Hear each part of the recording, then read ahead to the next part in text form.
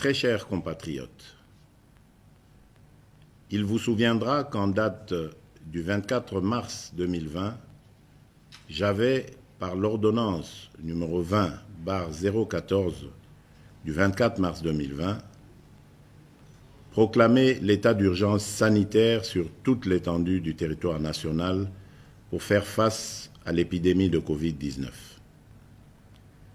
Cette grave crise sanitaire qui affecte le monde entier a rendu indispensables les mesures prises au niveau national pour agir au quotidien. Ainsi, après la première vague des mesures décrétées dans l'ordonnance précitée, j'en ai pris d'autres, rendues nécessaires par l'évolution de l'épidémie dans notre pays. De manière générale, toutes ces mesures associées à la bravoure des équipes impliquées dans la riposte multisectorielle ont permis de ralentir la progression de l'épidémie à Kinshasa et de freiner son expansion dans toutes les provinces. Grâce à ces efforts, nous sommes parvenus à réduire la mortalité très élevée au début de l'épidémie de 11% à 2,4% actuellement, avec un nombre de plus en plus croissant de guéris. Davantage, nous notons une tendance à la baisse du nombre de nouveaux cas au cours de ce mois de juillet. Ce bilan nous place sur le plan africain à la 9e place en termes de nombre de cas et à la 12e place en termes de nombre de décès, déjouant ainsi toutes les prévisions catastrophiques qui ont été prédites pour notre pays au début de l'épidémie. Mes très chers compatriotes, cette nouvelle maladie qui a surpris toute l'humanité a causé des conséquences néfastes sur le plan sanitaire, économique et social. Aucun pays n'est épargné, même ceux qui disposent des meilleurs systèmes de santé et de protection sociale. Les mesures prises ont obligé nos enfants, nos parents, les agents publics et ceux du secteur privé à rester confinés chez eux. Elles ont impacté et continuent d'impacter sur le fonctionnement des institutions de la République, sur les entreprises publiques et privées, ainsi que sur les relations bi- et multilatérales. Les leçons et expériences de 4 mois de lutte nous ont appris que nous devons vivre avec cette maladie sans peur ni stigmatisation. Nous devons ainsi adapter nos stratégies de lutte et de prévention contre ce fléau en tenant compte de cette évidence.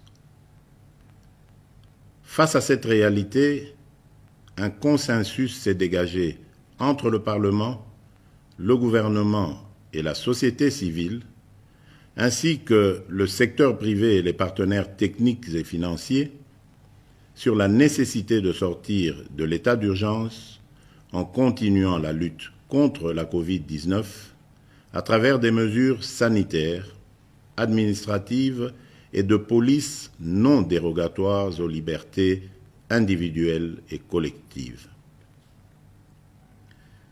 Mes très chers compatriotes, aujourd'hui, 21 juillet 2020, à minuit, prend fin l'état d'urgence proclamé pour faire face à l'épidémie de Covid-19 en date du 24 mars 2020 et renouvelé à 6 reprises.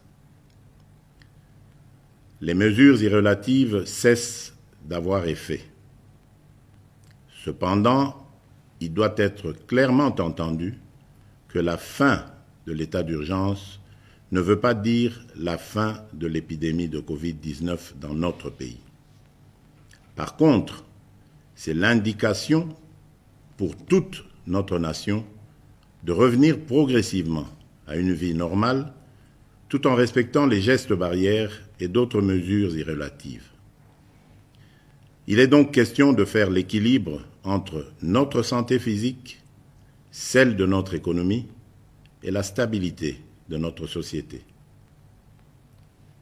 La fin de l'état d'urgence implique le retour progressif à la vie normale en respectant un certain nombre de préalables par rapport aux mesures sanitaires qui seront de stricte observation et à la reprise des activités en fonction des secteurs concernés et suivant les dispositifs mis en place par les autorités compétentes.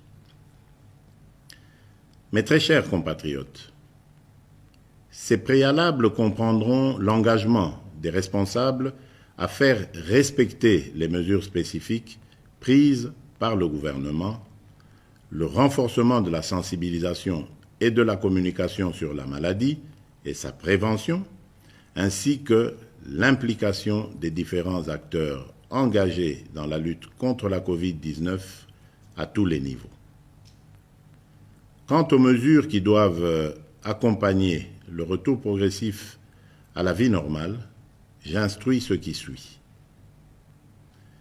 Premièrement, à partir de ce 22 juillet 2020, la reprise des activités commerciales, magasins, banques, restaurants, cafés, bars, entreprises, etc.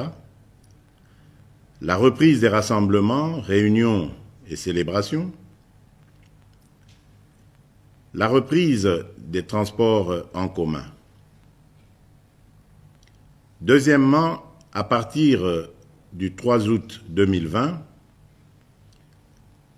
la reprise des écoles et des universités, en commençant par les classes et promotions terminales. Troisièmement, à partir du 15 août 2020, la réouverture des églises et lieux de culte, la reprise des mouvements migratoires interprovinciaux, l'ouverture des ports, aéroports et frontières, la réouverture des discothèques, stades et salles de spectacle.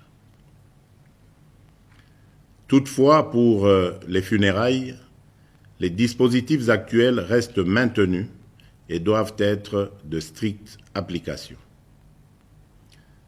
Dans ce contexte, il sied de préciser que les modalités pratiques de reprise dans les différents secteurs seront déterminées par les autorités nationales, provinciales et locales compétentes. S'agissant des mesures sanitaires qui doivent impérativement accompagner la reprise, je rappelle la nécessité d'observer partout et en tout temps les mesures barrières ci-après. La mise en place des dispositions de contrôle à chaque entrée impliquant la prise de température, le lavage des mains et ou l'application des gels hydroalcooliques, le port correct et obligatoire des masques dans les lieux publics, le respect de la distanciation physique, le contrôle et le suivi de l'état de santé du personnel public et privé,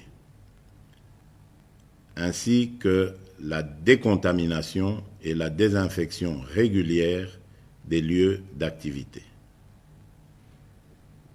J'instruis le gouvernement de la République et tous les services habilités de prendre des dispositions nécessaires y afférentes.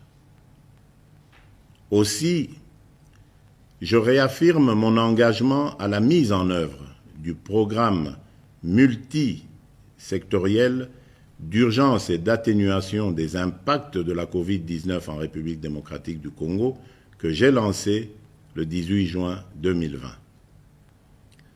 Ce programme, qui est toujours en cours de mise en œuvre par le gouvernement, s'articule autour des 3 axes ci-après. 1.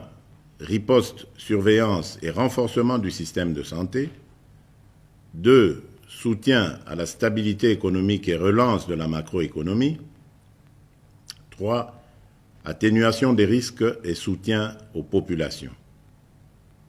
À cet effet, j'ai instruit ma task force, le comité multisectoriel, le secrétariat technique, le ministre de la Santé et le ministre du Plan ainsi que l'ensemble du gouvernement, de demeurer en alerte et de redoubler d'efforts dans la surveillance et la prise en charge de cette épidémie. Mes très chers compatriotes, je vous invite au respect strict des mesures barrières ci-dessus décrites et aux adaptations qui vous seront proposées par le gouvernement et les services compétents afin de prévenir toute nouvelle flambée des cas qui risquent de compromettre nos efforts collectifs de contrôle de cette épidémie. J'encourage aussi tous les chercheurs dans les différents domaines à poursuivre leurs efforts dans la recherche des solutions innovantes locales pour contribuer à endiguer cette crise. J'exprime toute ma reconnaissance et tous mes encouragements aux équipes de riposte contre la Covid-19 qui, dans des conditions difficiles, ont fait et continuent de faire preuve de bravoure et de patriotisme.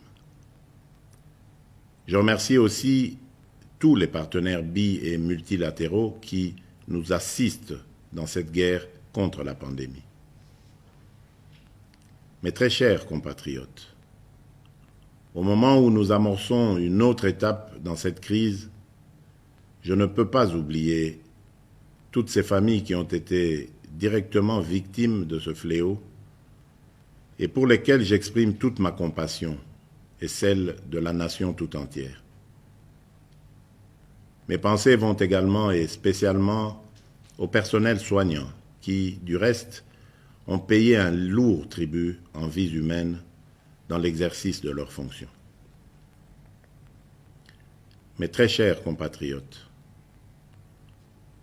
notre devenir et notre avenir dépendront de notre conscience, de notre comportement, de notre discipline et de notre solidarité, sans oublier notre profonde confiance et notre foi en la grâce divine.